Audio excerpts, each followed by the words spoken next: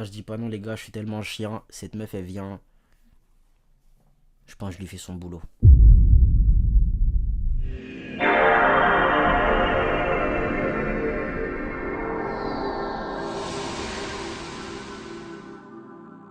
Yeah.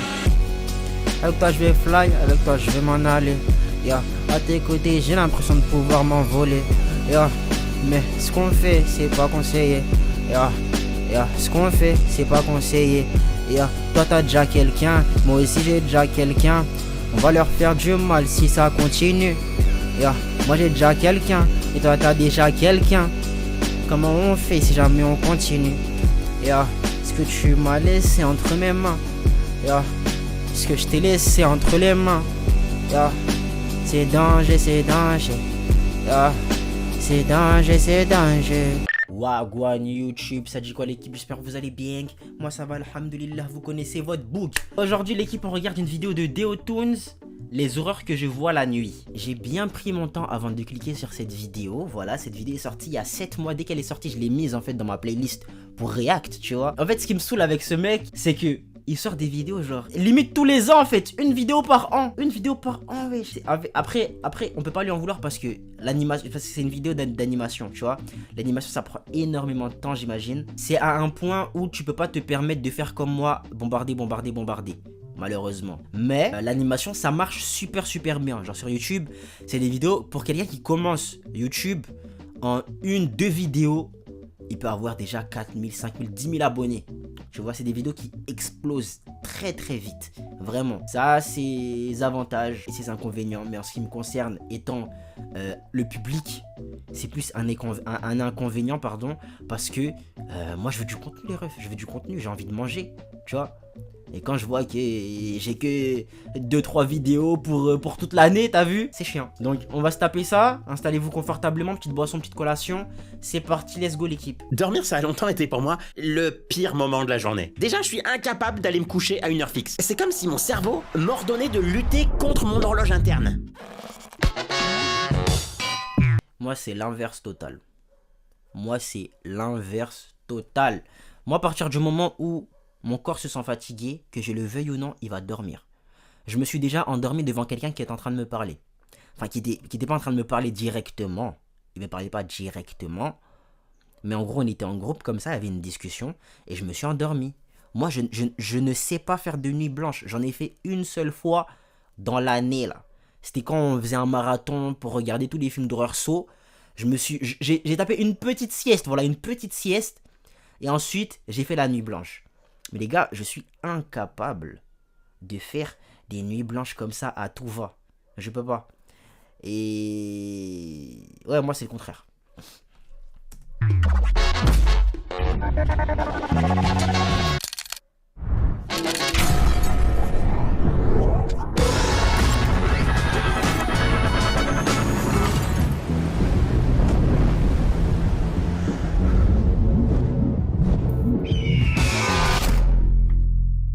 C'est le genre de bêtises. Vous voyez, toute la séquence là, ça c'est une séquence de quoi? 25 secondes. Hein. Ça a dû lui prendre tellement de temps. Tellement de temps, les gars. C'est le genre de truc qui fait que on peut pas avoir des vidéos tout le temps. C'est banger. C'est banger, mais l'attente est tellement longue. Mais bon, le sommeil, c'est hyper important. Déjà, ça recharge les batteries. Carrément, ça régénère le corps. Et puis, c'est trop agréable. Pour un mec qui va à la salle, le sommeil c'est super important. Pour les gens qui se demandent ouais comment t'as eu ce physique de ouf et tout, je sais pas si des gens disent ça, je crois que des gens disent ça. Le sommeil c'est pas à négliger. Le sommeil c'est pas à négliger. On passe beaucoup de temps à porter, à donner de l'importance aux entraînements, à l'alimentation. Mais le sommeil aussi c'est extrêmement important. C'est la récupération en fait. C'est là où tes fibres musculaires vont se régénérer pour grossir finalement. Donc t'as envie de bien dormir. T'as envie, crois-moi. Enfin, ça, je m'en rends compte aujourd'hui. La majorité de mon existence, c'était un pur enfer. Déjà parce que la nuit, je vois des choses.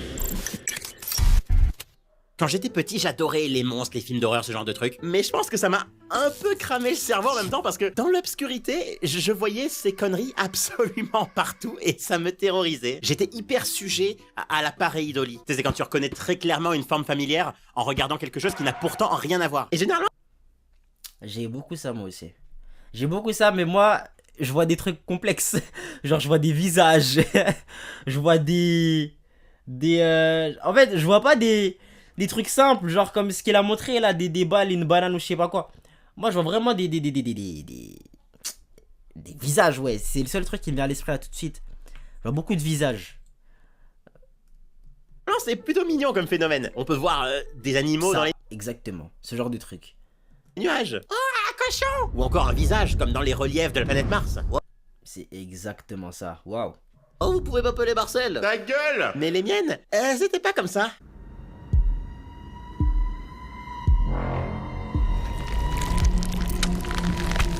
Bordel, mais c'est quoi ça?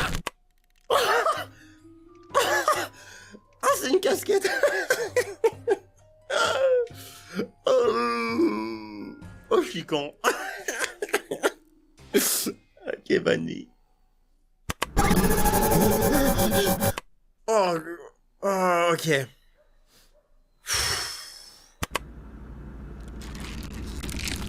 Hein? C'est quoi ça encore? Une pile de fringues, c'est pas... Hein?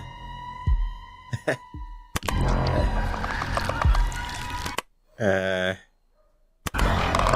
oui, parce que parfois j'avais tellement peur que j'inventais juste des trucs à partir de rien. T'avais le gros cliché de l'horreur japonaise avec la meuf en robe de chambre agenouillée au pied de mon lit, les cheveux sur la gueule. Bon, on la connaît bien, mais elle... Moi je dis pas non. Moi je dis pas non les gars, je suis tellement chiant. Cette meuf elle vient. Je pense que je lui fais son boulot.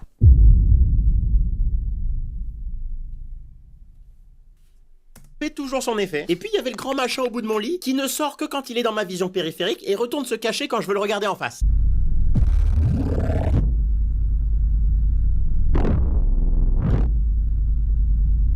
Lui, il m'a longtemps maintenu éveillé puisque t'as l'impression qu'il faut tout le temps le surveiller. Pourquoi c'est toujours des trucs horribles, bordel? Je peux pas avoir des trucs un peu mignons de temps en temps? Je sais pas moi, genre Winnie l'ourson? Oui, mon putain de gros pot de miel. Bon, ok, c'est pas mieux. Il y avait aussi les trucs que je voyais pas, mais dont je croyais tellement à l'existence que ça me terrifiait alors que c'est complètement irrationnel. Vous connaissez peut-être cette émission qui s'appelle Les 30 histoires les plus mystérieuses. C'est une sorte de compilation de mini-documentaires sur des gens qui vivent des expériences paranormales. Roland est ce qu'on appelle un médium. Il a un don pour retrouver les corps des personnes disparues et la police fait très souvent appel à lui. Il a cette capacité de profilage exceptionnelle qui lui permet de comprendre le tueur, de se mettre à la place du tueur et disons-le, de devenir le tueur.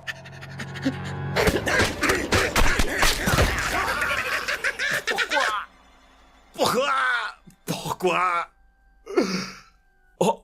Oh putain, Roland. Ah, la réaction de débile. Ah, j'ai honte de moi-même, je suis désolé. Pourquoi ça va? Qu'est-ce que tu racontes? Mais comment faites-vous pour retrouver tous ces cadavres? Je l'ai tué derrière la grange. Je l'ai poignardé et poignardé. Chef, regardez le médium. Ça y est, il a la tête du meurtrier. Ouais, il est en train de profiler, ne le dérangez surtout pas. Chef, le médium, il a raison, il y a bien un cadavre derrière la... comment ça s'appelle, la range? Chef, t'as entendu? Chef? Chef? Venez voir. Le tueur a fait 2 autres victimes. Bon, j'aimais bien regarder, mais ça reste complètement débile et dans l'ensemble, cette émission m'a jamais trop marqué. Sauf quand en CE2, pendant la récré... J'ai envie de regarder l'émission. Je crois que j'ai envie de regarder l'émission. 30 histoires les plus mystérieuses. Je crois que je vais aller voir. Si y a moyen de taper un réact dessus, ça peut être intéressant. Un gamin m'a raconté une des histoires qu'il avait vues dans cette émission. Il existerait une sorte de gnome qui viennent la nuit dans ta chambre avec des caméras, puis montent sur ton lit pour te filmer quand tu dors. Et si t'as le malheur de te réveiller alors qu'ils sont encore là, ils te butent.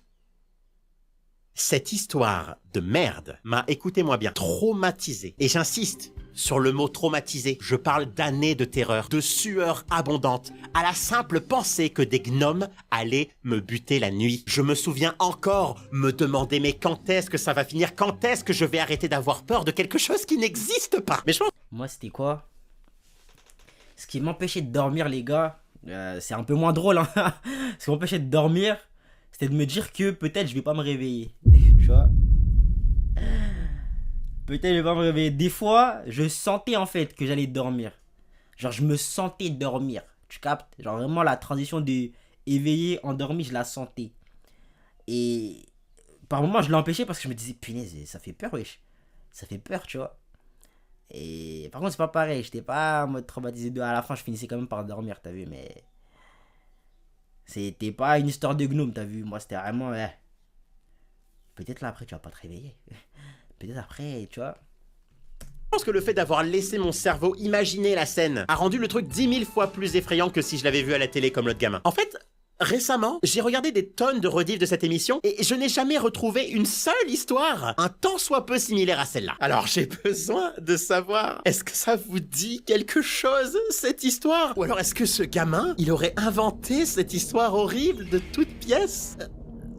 Pourquoi tu m'as privé de centaines d'heures de sommeil, Pierrick? Je te hais cordialement. Enfin bref, quand malgré tout ça, je finissais par enfin tomber de sommeil, c'était le tour des cauchemars. Je fais énormément de cauchemars. Honnêtement, ça doit représenter 90% des rêves dont je me rappelle. Le truc, c'est que plus ils sont bizarres et plus ils sont effrayants,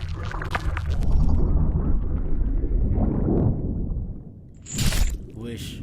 plus ça me rend heureux. C'est pas bizarre.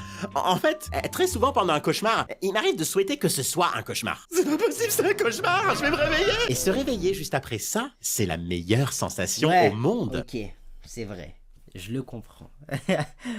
Je le comprends. Mais moi, ça me saoule quand je me réveille, que je me rends compte que c'est un cauchemar et que je prends du recul en fait sur mon comportement dans ce cauchemar. Parce que moi, ça me saoule en fait de pas être logique dans mes choix. J'agis comme si c'était pas moi qui étais aux commandes en fait. Ça me saoule. Je fais des choix. Des choix. Je me réveille, je me dis mais pourquoi j'ai fait ça en fait? Pourquoi j'ai fait ça? Là, j'ai pas d'exemple parce que je les oublie. Je les oublie moi. Mais les gars, faut m'expliquer pourquoi quand je fais des cauchemars, frère, j'agis comme si... Comme un teubé, frère. Cauchemar, rêve, tout ce que tu veux, hein. Peu importe la nature du rêve, j'agis comme un teubé. Ça donne l'impression que la vraie vie est géniale. Enfin, ça, c'est les années d'entraînement qui parlent. Quand j'étais gamin, j'étais pas spécialement fan des cauchemars. D'ailleurs, il y en a un en particulier qui m'avait tellement terrifié que j'y pense encore régulièrement alors que c'était il y a vraiment très longtemps.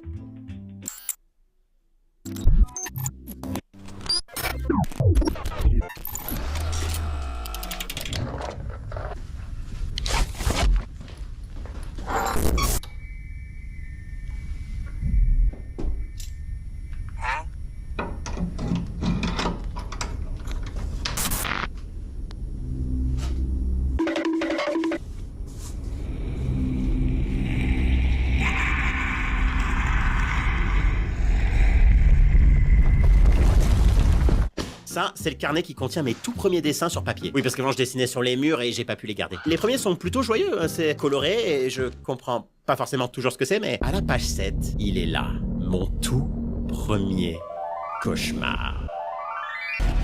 Déo se trouve sur un cheval de bois géant, avec toute sa famille assise derrière lui. Ils avancent dans une sorte de couloir sombre et humide qui ressemble à des égouts.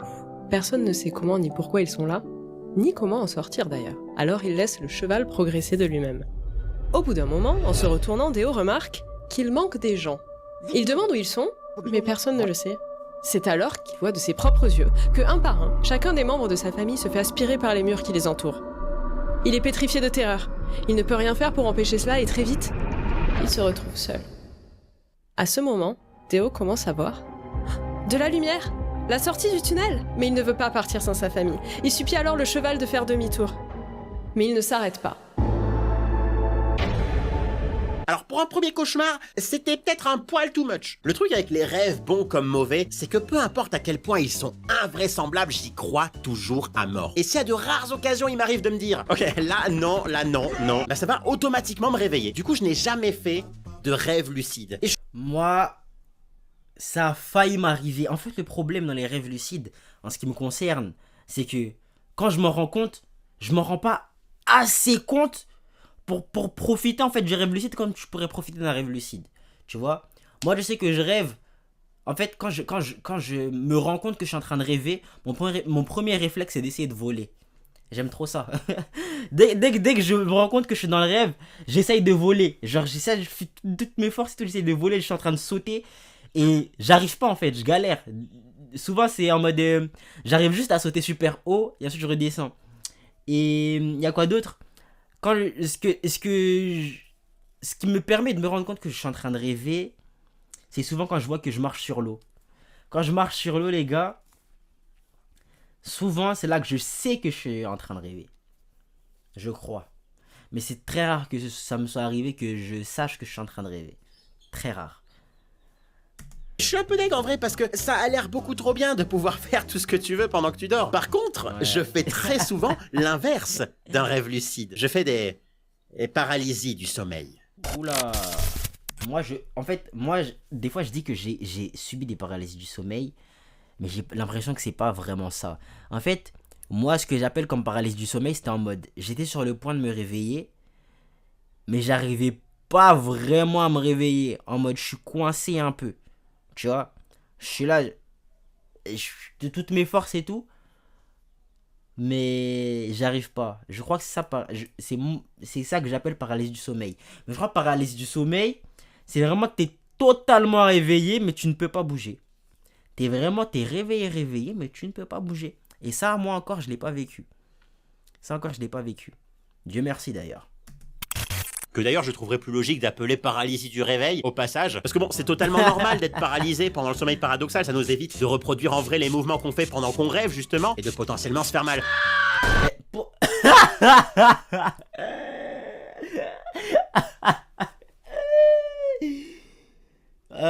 Qu'est-ce que je voulais dire? Pourquoi quand on est en train de tchoukou dans le rêve, on se réveille, il y a du yop partout? Pourquoi on n'est pas paralysé jusqu'à là-bas? Moi ça me saoule les gars, ça me saoule.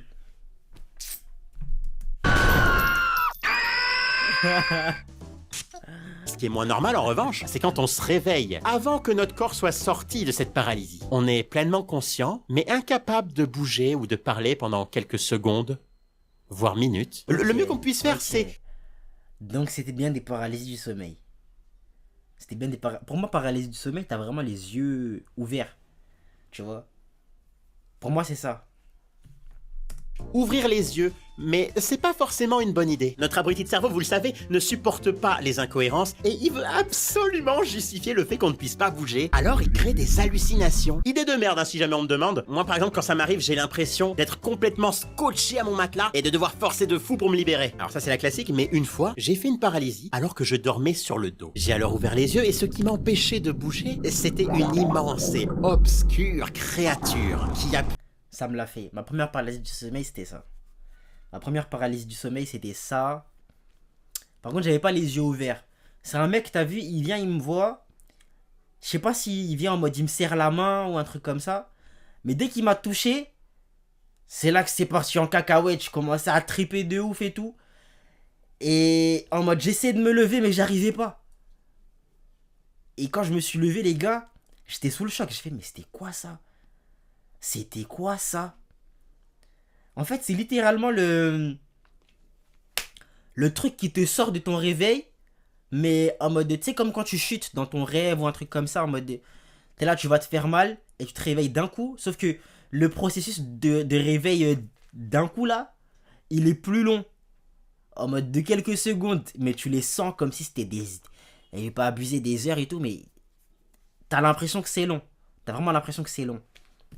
Appuyé sur mon torse de toutes ses forces. Pire vision, j'ai pas compris l'intérêt. En plus, ce qui rend les hallucinations des paralysies du sommeil tellement réalistes, c'est qu'elles font appel à plusieurs de nos sens en même temps. On les sent sur nous, on les entend, on les voit, et même avec les yeux fermés, on ressent leur présence. On peut même avoir l'impression d'être physiquement déplacé. Enfin, c'est dingue. Et tout ça pendant que tu es complètement paralysé. Donc quand tu sais pas ce que c'est et que ça t'arrive pour la première fois, c'est extrêmement terrifiant. Et nous encore, ça va, on a les réponses. Quand on se réveille, on se renseigne 2 secondes et on sait ce que c'est. Ça s'appelle une paralysie du sommeil, peu cher.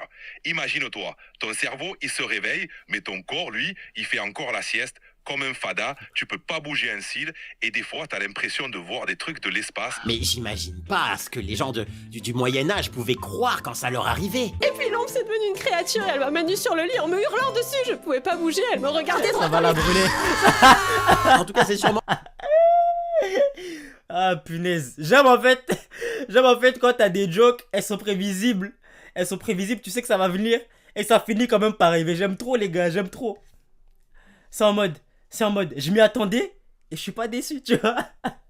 à cause de toutes ces visions nocturnes que j'ai pris l'habitude de dormir sur le ventre depuis que je suis gamin. Mais bon, comme je l'ai dit dans cette vidéo, c'était pas forcément ma meilleure idée. Mais vraiment, je vous encourage à pas voir tout ça. D'ailleurs, sachez que en islam, je sais pas si c'est interdit, déconseillé, détesté, je sais pas c'est quoi le stade en fait de cette action-là.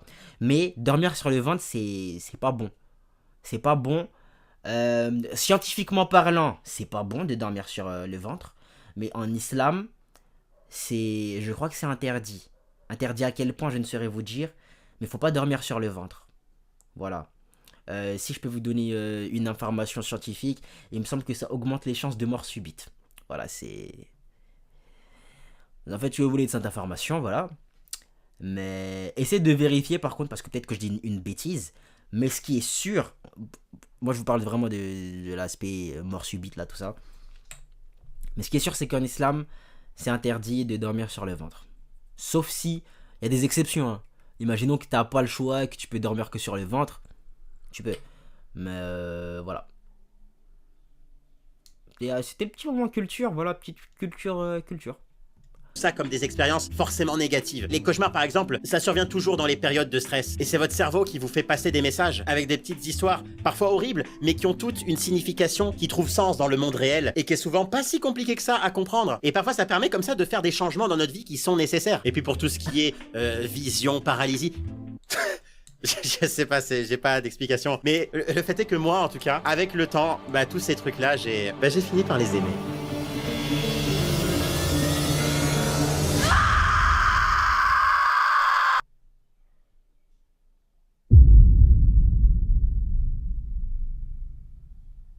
On va s'arrêter là l'équipe.